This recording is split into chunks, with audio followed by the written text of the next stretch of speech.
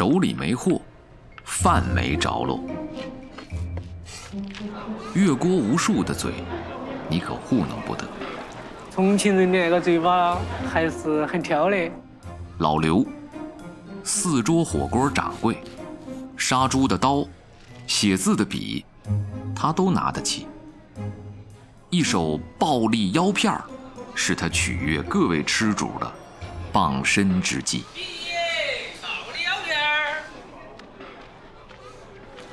腰片儿足够新鲜，厚切追求口感。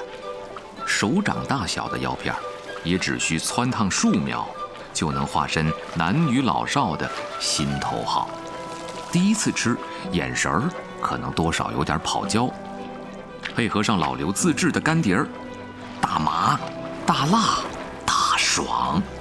老刘的暴力美学绝对让你足够记忆深刻。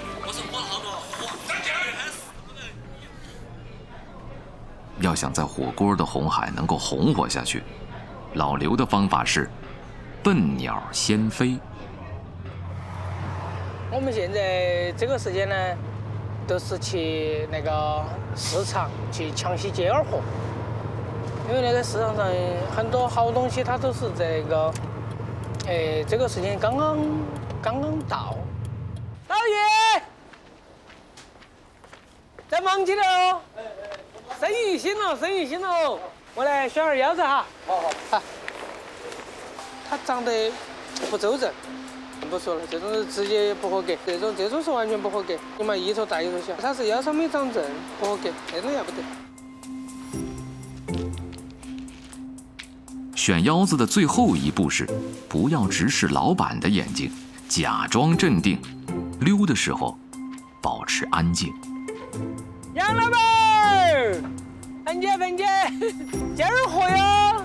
耶，藏得深哦，这个可以，这个要得，牛逼！老刘进了菜市场，就像是进了自家的菜园子，挑来拣去，一副让人生厌的嘴脸。老刘的诀窍是，把责任推卸到别人身上。是哦，我哪有没整过嘛？这东西好不好？那个是很清楚的。老姜一9斤，小茴香多了。虽然买货遭人嫌弃，但人家买货从不划价。白天不懂夜的黑，这些夜行动物彼此惺惺相惜，真心相对。说实在话，有时候还多想跟他们一起能够聊会儿，晚上打招呼。哎，老刘你来了吗？哎，张老幺吗？王二娃吗？有一种跟老朋友一起见面的那种感觉。有一会儿应该是星期天吧，我还得跟那个杨老幺打招呼。别个是我问他，来呀，啷个那个笑得那么高兴呢？他跟我说的是，这个他2娃都有了。有时候我觉得这就是人生。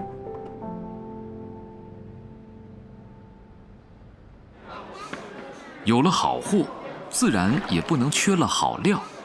先来感受一下老刘对底料的理解。它那个味道来得特别的猛，但是后劲不足，所以我们那个火锅好吃，包括那个麻味从前味、中味到后味，还是很有讲究的。老刘炒料从不背人，就在自家店前的空地上，炒料也没有什么秘密可言，全在经验和手感上。火锅的味道哈，不能够抢了食材的本身的原有的味道，这是很细微的，跟那个底料的那种纯正、纯净度有很大的关系。里程一个好料。这一锅辣眼的红油，如何能够甘当配角，转而衬托食材本味？这是高阶玩家的高端玩法。用的油不能有杂质，烫个毛肚儿，尽可能要吃得到毛肚本身应该有的那种草原气息、芳草气息，这是很细微的。老刘虽然是个糙老爷们儿，但他的店却带有一种邻家小妹的气质，想让人亲近。很多客人他是把我们的店当成自己的店在关照起的。菜单儿上面应该现在有14个菜，40个菜是客人给我们取的，爆的腰片啦，爱情天体啊这些。耶，老爷，今天一个人呢，哎呀，这点他。店里偶有独行的侠客，老刘总会上前扮演一个亲朋故交的角色。别个都说啷个就是重庆火锅那个包子为名噻，整顿火锅哎呀，管他爽不爽？那个心情好，整顿火锅庆祝一下；心情不好，整顿火锅高兴一下，对不对？你懂噻，暴力美学。你给我打个。老刘不是天生就会替人疗伤，用他的话说叫久病成医。老刘之前与人合伙，在火锅店最巅峰的时刻，被人踢出局。第一个店儿大家都晓得，好多朋友都经常说，但那个店儿现在已经是对我来说它是历史了。火锅曾经带给他无尽的伤痛，但他还是割舍不下与这些老友的缘分。经历过了那么多的那个挫折和低谷，现在我的信心还来自于另外一个方面。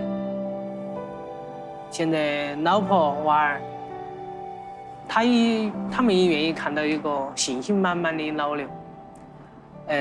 不对，娃儿了，娃儿不能喊老刘了，哈懂没？我这个找你5块。另外，我还给你准备了东西，给你开了个药方。手写的菜单，老刘谓之药方；杀猪的刀，医胃；写字的笔，医心。自己足够温暖，才能够感染到别人。不知是重庆人选择了重庆火锅，还是重庆火锅选择了重庆人，一样的豪爽泼辣，一样的温暖人心。一家只有4张桌子的小店儿，能够红海浮沉，实属不易。夜色阑珊，你可以到老刘的桌前坐坐，无论是孤独还是嘴馋。